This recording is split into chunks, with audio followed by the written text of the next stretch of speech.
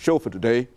We're talking to Mr. LGreenlee and Mr. Big Fellow Willie Sims about youth violence and economic well-being. And one of the things, Mr. Greenlee, that we wanted to sort of follow up was this whole idea of economic self-help that you introduced before we had our first commercial break. Let's talk about that. Well, think about this.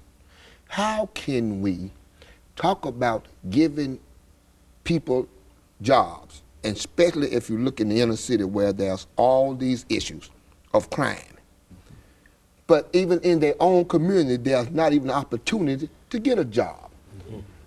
You take one felon, you destroy his life for the rest of his life, and at the same time, even me as being a black man doesn't own enough in my own community to employ him.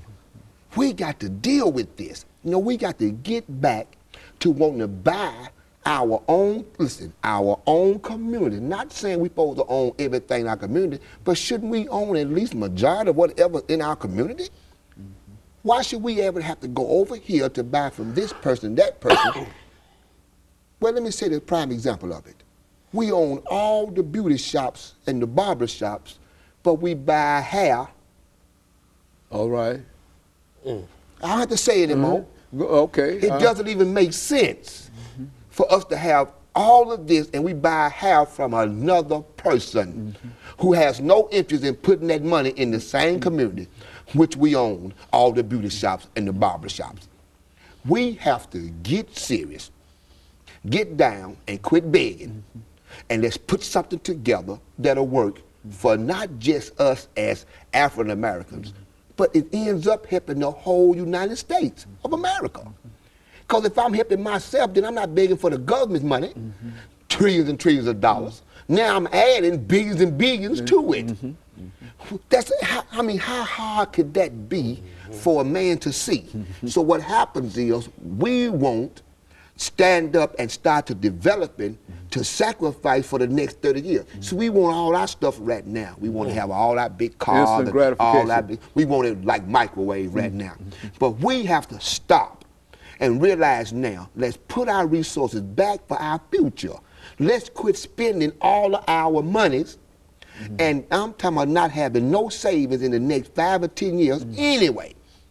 Why don't we cut back? Start back to buying our community back. You know, we ain't trying to say we're trying to kick nobody out of the community, but we're saying is, don't our kids need jobs too? Don't we need a job? Yes, because look at the unemployment rate and look at the violence. If you tell me that everybody that does violence does it because that's what he want to do, that's not fair. Some men have to, you've caught people in stores now stealing Pampers and stuff for the kids. Now, you're not a thief if you go in there stealing some Pampers to put on your kids' clothes. Now, come on, that's not a thief. That's a man who's in desperate need, or a woman in desperate need of something that has to be done, and they don't have the resources nor the money to do it. That's where we at.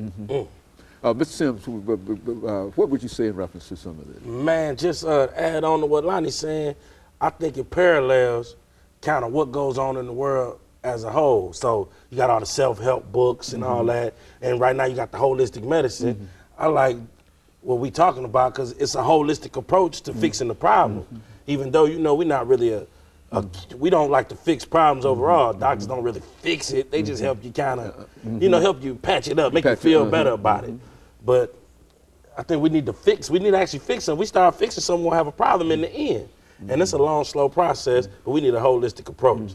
We need to do the stuff that's gonna hurt, as well as the stuff that's gonna help, the stuff you don't like, as well as the stuff you do like. It all kind of go together. And that's where we're missing the kids at. We're missing the kids because nobody's giving them anything real. Nobody they don't tell us nothing real. They tell us, it's like school. They teach us stuff.